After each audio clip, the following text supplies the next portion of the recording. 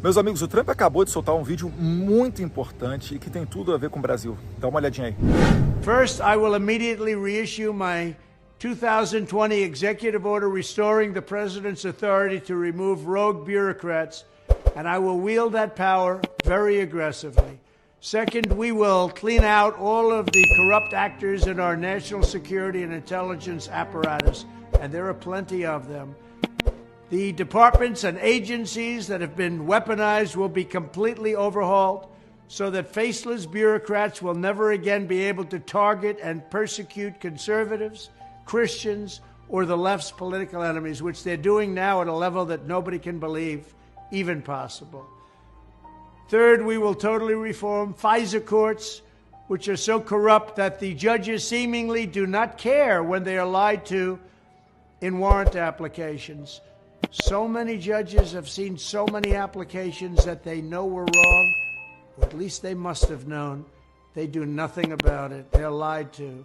Fifth, we will launch a major crackdown on government leakers who collude with the fake news to deliberately weave false narratives and to subvert our government and our democracy.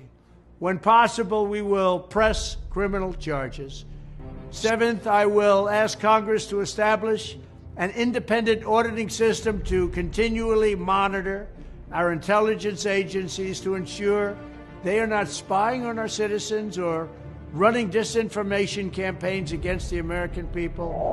O que basicamente o Trump está falando é o seguinte, que ele será totalmente severo para acabar com a perseguição nos Estados Unidos, porque acontece no Brasil, acontece também nos Estados Unidos. E o americano, inclusive o presidente Trump tinha essa plataforma muito forte, se preocupa muito com o controle de fronteira, com a imigração ilegal e esse tipo de coisa. E isso é totalmente conectado com o caso do Felipe Martins. Felipe Martins, ex-assessor especial do presidente Bolsonaro, ficou preso mais de 6 meses no Brasil por supostamente ter viajado aos Estados Unidos, como se isso fosse um crime. Só que o negócio não está somente aí. É que quando ele não foi aos Estados Unidos, é porque o Felipe Martins não foi aos Estados Unidos da maneira como a Polícia Federal do Alexandre de Moraes estava acusando ele. Só que foi inserida uma entrada falsa do Felipe Martins no território americano por burocratas de imigração norte-americana. E isso daí, agora que passou as eleições, virá à tona através do Congresso dos Estados Unidos, que um deputado, um senador americano, ele tem poder de requisitar, de chegar e chamar para ir prestar depoimento no Congresso, não somente os ministros, como ocorre conosco no Brasil, que temos esse poder. Um parlamentar americano pode chamar diversos burocratas, e eu tenho certeza, pegando as informações corretas, requerendo as informações corretas para as autoridades americanas, achando a pessoa que alterou, que falsificou a entrada do Felipe Martins nos Estados Unidos, a gente provavelmente também chegará nas autoridades brasileiras que provocaram os americanos para fazer essa inserção falsa. Isso daí é crime nos Estados Unidos. Isso daí, a gente está falando que as consequências são muito piores do que apenas a autoridade estrangeira perder o seu visto. Então, vamos acompanhar o desenrolar dos próximos capítulos. Nós já estamos dando um feedback para as autoridades americanas, para os deputados e senadores americanos, porque agora, como os republicanos ganharam não somente, né, a Câmara, como deve acabar tendo maioria na Câmara, mas também no Senado, isso amplia o nosso leque de possibilidades de interações e, certamente, né, os americanos não vão deixar passar esse branco, porque se falsificar a entrada de um brasileiro, podem falsificar a entrada de um perigoso terrorista, ou quem sabe limpar dos registros a entrada de um terrorista em solo americano, e isso preocupa o pessoal aqui nos Estados Unidos. Então a gente segue trabalhando com muita transparência, mostrando para você os benefícios que podem vir, né, dessa eleição de Donald Trump, dessa maioria republicana no Congresso, e eu estou falando isso aqui não é por perseguição. O tempo não é de vingança, de dar o troco. O tempo é de muita calma, serenidade, sabedoria e de justiça, sem adjetivo. Não é justiça social, justiça de direita ou justiça de esquerda, não. Apenas fazer o correto, o justo, seguir as leis. É tempo de liberdade. Não deram nem 2 dias da eleição do Trump, já tem muita coisa mudando. Então, trago aqui para vocês uma sequência de histórias do que já está trocando. Primeiro de tudo, né, 12 horas depois do anúncio da eleição do Trump, o Hamas já, em bom português, pediu arrego. Tá? O Hamas pediu o fim imediato da guerra. Por quê? Porque todo mundo ali do Oriente Médio sabe que quem financia esses grupos é o Irã. Hamas, Hezbollah, vários outros grupos terroristas, é o Irã. E o Irã tem como pauta de vida exterminar Israel. É por isso que muita gente fica por aí, a solução de 2 estados, a solução de 2 estados. A solução de 2 estados nunca vai adiante, porque Hamas nunca vai aceitar isso. E outros grupos palestinos também jamais aceitariam. Eles querem, na verdade, aniquilar Israel. É por isso que eles ensinam seus filhos que a meta de vida é o quê? É matar um judeu. Quando o moleque faz 12, 13, 14 anos, às vezes até pega uma faca, vai para Israel, né, que Israel aceita receber, né, pessoas da faixa de Gaza para trabalhar todos os dias e comete atrocidades. Então todo mundo sabe disso, inclusive os países árabes do Golfo ali, tá? Arábia Saudita, Kuwait, Omã, Bahrein, Emirados Árabes, todos eles sabem disso. É por isso que eles, inclusive, começam a dialogar com Israel. Tem os acordos de Abraão, né, Bahrein, Emirados Árabes principalmente, né, normalizar as relações diplomáticas com Israel, abrir embaixadas, visitas de altas autoridades. E o Hamas se preocupa por quê? Porque além dele não ter o suporte dos países árabes, os países árabes islâmicos inclusive, ele sabe que o Trump bota para quebrar. O Trump é daquele time que adota a correta filosofia do se vis pacem para bellum, se quer paz, se prepara para a guerra, que é a única metodologia eficazmente pacífica. Se você for ver na Segunda Guerra Mundial, a Tchecoslováquia perdeu os Sudetos para o Hitler e o primeiro-ministro, né, o Chamberlain, lá da Inglaterra, fez acordo com o Hitler, quando na verdade ele deveria, conforme os acordos da época, ele deveria ter ido defender a República Tcheca, a Tchecoslováquia naquele momento, né, os países ocidentais, da Europa Ocidental, e não fizeram. E aí um exemplo mais recente ainda, que agora todo mundo vai lembrar, anos 90, a Ucrânia se desfez das suas armas nucleares, fez um acordo com a Rússia. Aí, qualquer problema, quem é que deveria ajudá-los? Franceses, né? Ingleses, e esse pessoal, na hora que teve a crise lá com a invasão da Crimeia e depois a invasão da Rússia, no ano de 2022, esses países não tomaram partido. Porque ninguém quer mandar os seus nacionais para uma guerra, ninguém quer fazer uma mãe de classe média chorar a morte do seu filho de 18 e 19 anos. Isso é ruim, pega mal para o político, entendeu? Então, esse negócio de desarmamento é a maior balela que tem. Desarmamento não tem a ver, inclusive, sobre segurança. Desarmamento é sobre controle social. Quando o povo está todo desarmado, ele fica de joelhos para o ditador. E aí, voltando para o Trump, o que o Trump fez no primeiro mandato dele? Ele aniquilou o ISIS, né, o Estado Islâmico. Você viu, reparou, que acabaram aqueles negócios de você ficar passando a faca em pescoço de refém vestido de laranja. Vocês lembram disso? Que eram até, de certa maneira, comum esses vídeos pararam porque o Trump bombardeou geral, ele reduziu em 90% o território do Estado Islâmico, botou para quebrar. E vagabundo só respeita o que teme. Então vagabundo respeita o Trump. Então quando o Trump é eleito, o que o Hamas faz? Olha, licença, tô de alta, não quero mais brincar. Inclusive existe a possibilidade dessa guerra ir até lá para o lado do Irã, tá? Porque o Irã atacou diretamente Israel, Israel está retaliando, então o patrão do Hamas, o patrão do Hezbollah está correndo risco. Lembra que o Trump mandou uma bombinha e matou lá o Soleimani? Um comandante lá, se não me engano até Al-Quds, das forças Quds? Então. E o Trump, na verdade, não precisa nem se meter na guerra, é só ficar na retaguarda, porque Israel já está prontinho para ir lá no Irã. E o Irã, não se esqueça, esses grupos terroristas que eles financiam já bombardearam refinarias da Arábia Saudita, em Abu Dhabi. Então aqueles países todos ali da região tem como o Irã a principal prioridade, o principal perigo para a nação deles. Então repara só que não é uma guerra religiosa. Você vai ver, né, talvez, assim como Emirados Árabes, que é um país islâmico, já enviou tropa para combater o também islâmico Talibã, não se engane achando que isso daí é uma guerra religiosa não. Tá? Mas vamos para a próxima novidade que o Trump já trouxe. A China já fez uma declaração dizendo que espera uma coexistência pacífica com os Estados Unidos sob o controle do Trump. O que é isso? Vai acabar, provavelmente, essa ondinha de ficar fazendo exercício militar em torno de Taiwan. A China tem a política de um só país para querer anexar Taiwan para o lado da China, e isso é crucial também para o comércio. Por quê? Porque o Taiwan é o maior produtor de microcondutores. Os chips, esse tipo de tecnologia que vai hoje em dia até em carro, em celular, em geladeira, né? a internet das coisas, né? Que a gente está vendo cada vez mais presente, cada vez mais tecnologia vindo. Então Taiwan é chave para o mundo e os Estados Unidos não vai querer ficar comendo na mão da China. Então vai parar esse exercício militar da China, né, ali no sul, para cima de Taiwan. O Putin, a mesma coisa. O Putin falou que está pronto para sentar à mesa para negociar com Trump uma paz, né, um acordo ali envolvendo essa guerra da Ucrânia. E aí, notícia de hoje, né?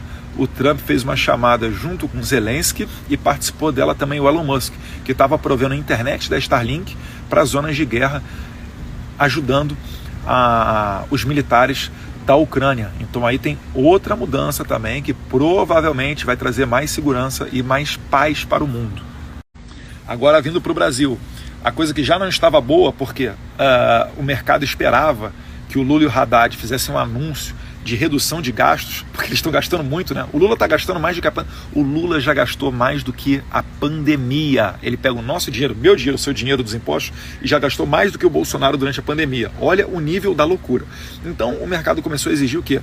Que o governo reduza os seus custos, porque está aumentando muito imposto, as pessoas não estão conseguindo mais ter lucro, estão sendo jogadas para a ilegalidade e o governo gastando à torto e à direita. Então o mercado esperava que após as eleições viesse um pacote de anúncio com redução de custos, mas não veio. O que o Haddad fez? Falou, eu vou viajar para a Suíça, meteu o pé para a Europa e depois a gente vê esse negócio aí de redução de custos. É por isso que o dólar disparou e chegou a mais de 5,80. Só que agora o sarrafo subiu um pouquinho mais. O dólar passou de 6. Por quê? Porque com a eleição do Trump, ele tem uma pauta bem simples, que deveria ser a pauta de todo político, né? De atração de investimento, de geração de emprego, de consertar a economia e as doideiras que o Biden e o seu governo, inclusive aí junto a Kamala, fizeram. Eles são muito ideológicos, eles estavam indo por uma questão de transição energética, punindo o setor produtivo dos Estados Unidos e perdendo aquilo que Deus lhes deu. O Trump diz, né, até ele fazendo a brincadeira com o Bob Kennedy, ele fala, Bob, você vai cuidar da saúde, mas ó, aí ele bate assim, pé no chão, ó, quem vai cuidar do que está debaixo do solo aqui, deixa comigo. O que ele está falando? Ele está falando que vai fazer bombar de novo o petróleo. O Texas é muito forte nessa pauta, né, de recursos naturais em petróleo, a exploração toda. Tem gás de xisto, tem muita coisa envolvida aí do fracking, então isso daí vai retornar a ser realidade nos Estados Unidos. E essa atividade, né, energética, ela é uma das mais lucrativas do mundo, porque todo mundo precisa. Como é que você vai fazer? Você vai ficar sem diesel, vai ficar sem gasolina, vai ficar sem plástico, vai ficar sem nada? Então, né, os Estados Unidos vai voltar a ter uma economia forte. O Trump fez isso, ele pegou várias empresas que antes estavam tudo abrindo lá para o lado da China e trouxe de volta para os Estados Unidos. Ele vai voltar com essa pauta. E aí com os Estados Unidos com economia forte, o que acontece? O dólar americano se valoriza. E o real brasileiro, que está cada vez mais indo ladeira abaixo, vai piorar.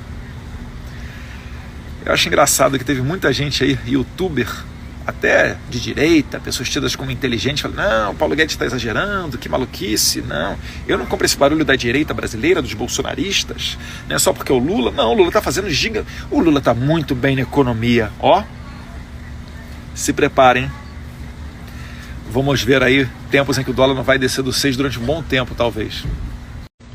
E falando em Lula, ele que dias antes da eleição, do maior potência econômica do mundo, a maior potência militar do mundo, o único país que consegue abrir 2 frontes de guerra em qualquer lugar do planeta Terra em 24 horas, Lula diz que o Trump, eleito, seria os Estados Unidos com um nazista com uma cara diferente. Agora teve que botar a viola dentro do saco e dizer que estava desejando boa sorte e sucesso para o Trump. Mas os ministros do Lula, Haddad, Gleisi, Paulo Teixeira, Gleisi é líder, né, do PT, não mudaram muito de opinião, não. Estou lá descascando no Twitter. Essa história não vai terminar bem. Os Estados Unidos têm influência sobre a FMI, sobre o Banco Interamericano de Desenvolvimento, e não ache que aquele banquinho lá que a Dilma toma conta, né, dos BRICS, vai conseguir suprir toda essa influência americana que tem na parte financeira, não. Então é bom o Brasil repensar, porque senão o negócio vai ser ladeira abaixo em quinta marcha. As pessoas medíocres, elas aprendem com o próprio erro. Os inteligentes aprendem com os erros dos outros, e os burros não aprendem nunca.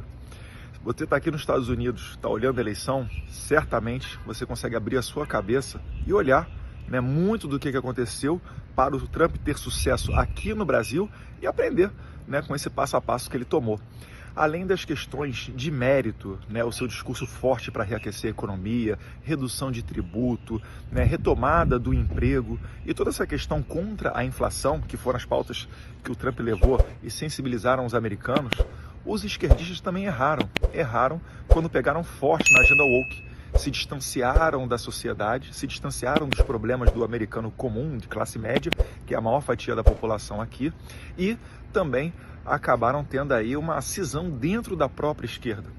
Então aqui nos Estados Unidos a esquerda tem aquela esquerda old school, velha guarda, mais trabalhista, mais sindicalista, e aí você vai lembrar, né, que o Biden, no meio do seu governo, chegou aí numa greve, como se fosse, vamos lá, é como se fosse o Lula indo numa greve no ABC Paulista para apoiar os metalúrgicos, o sindicato metalúrgico, botando um bonezinho para dizer, olha, eu sou raiz, eu estou preocupado com o emprego, eu não sou só essa agenda progressista, essa agenda woke maluca aí que troca de sexo criança, ideologia de gênero na escola e etc. Mas se você ainda botar de lado isso tudo e for ver o movimento político que o Trump fez, também temos que observar o seguinte, né? Eu estava num jantar, muito comum isso aqui nos Estados Unidos, né, de levantamento de recursos para a campanha eleitoral. Fui num jantar antes do Mar-a-Lago, né, na noite anterior ao Mar-a-Lago. Esse é uma das coisas legais de você estar aqui, que você aprende em loco, olhando como é que as coisas acontecem. E nesse jantar, quem fez um discurso foi Robert Kennedy Jr. Quem é o Bob Kennedy Jr.? Ele é sobrinho do senador Kennedy, quer dizer, ele é filho do senador Kennedy e sobrinho do presidente Kennedy, que vocês vão lembrar, aquele presidente que vivenciou a crise dos mísseis de Cuba, acabou sendo assassinado de maneira covarde e cruel, né, por um atirador. O Bob Kennedy, ele sempre foi do Partido Democrata, igual o seu tio, o presidente, o Kennedy. Então o Bob Kennedy, ele dá um discurso falando do porquê que ele passou a apoiar o Trump. E ele fala, né, das suas decepções junto ao Partido Democrata, quando o Biden foi retirado da corrida presidencial, que escolheram a Kamala sem ter nenhum tipo de prévia. E aqui nos Estados Unidos é muito comum ter um debate entre os presidenciáveis até que o partido escolha quem é que será realmente o candidato a presidente, dentre outras questões. Ele viu que a voz dele não teria espaço dentro do Partido Democrata, que nos Estados Unidos significa esquerda. E como ele não teve voz dentro do Partido Democrata, isso me lembrou até o Olavo de Carvalho, né, que durante a sua juventude ainda tentou fazer parte de movimentos de esquerda, mas viu também que não era um movimento democrático, que aceitaria ter uma crítica, que ele lá, juvenil, teria que seguir a ordem do pessoal lá de cima. E, enfim, o Bob Kennedy acabou saindo do Partido Democrata e veio apoiar o Trump. O Trump bota o Bob Kennedy em vários palanques dele, em posição de destaque. Dá para ele a pasta da saúde, para ser a pessoa que vai cuidar da saúde dos Estados Unidos, que vai enfrentar os grandes lobbies, né, da Big Pharma e assim por diante. Eu estou falando isso porque o Trump, ele fez um movimento aglutinador. Se você olhar, por exemplo, uma pessoa que eu particularmente admiro muito, o Jared Kushner, que é o marido da Ivanka. A Ivanka é a filha do Trump, tá? O Jared Kushner é o marido dela. Esse cara foi o cara que redesenhou o Oriente Médio, um cara que costurou os acordos de Abraão, o cara que levou paz para Israel, para o Oriente Médio, e hoje, a gente até hoje está vendo os reflexos disso, porque muitos dos países ali árabes, se não a sua totalidade, têm muito mais preocupação com o Irã do que com a questão da Palestina, porque já estão vendo que não é uma questão sobre dois estados, mas sim onde um grupo terrorista quer dizimar Israel da face da terra, e Israel só quer ter o direito de viver. Eu estou falando isso por quê? Porque tanto o Jared quanto a Ivanka já fizeram doações para o Partido Democrata. A Ivanka, inclusive, já fez doações lá no passado, verdade, para Kamala Harris, que é para procuradora da Califórnia, e na Califórnia, né, o procurador ele é eleito, então faz campanha eleitoral, recebe doação. Então eu falei aqui do Jared Kushner, da Ivanka, do Bob Kennedy. Se nós tivermos, né, a arrogância de acharmos que somos os donos da verdade, não fizermos movimento político algum, sempre preocupados em parecer limpinhos, a gente não vai avançar. Está escancarado na cara de todo mundo, né, a receita de sucesso do Trump. Os Estados Unidos, em vários pontos, se assemelha muito com o Brasil. Em Então o que eu peço para vocês? É para que a gente tenha sabedoria, conhecimento, discernimento, principalmente a todos nós que estamos dentro do campo, que temos um mandato político, de vereador, de deputado, seja lá o que for, para a gente focar no interesse público. Se nós quisermos, né, colocar as nossas pautas prioritárias adiante, PL da anistia, né, redução do tamanho do Estado, redução de tributo, retaguarda jurídica para a polícia, melhorar a segurança pública, acabar com o ativismo judicial e assim por diante, a gente tem que estar forte dentro das nossas posições, por exemplo, no Congresso Nacional. O inteligente aprende com o erro dos outros. Eu espero que todos nós aí sejamos inteligentes, e se eu estiver errado, por favor, pode falar aí que se a crítica for bem intencionada, eu paro, eu leio, eu aprendo. Um abraço, fiquem com Deus.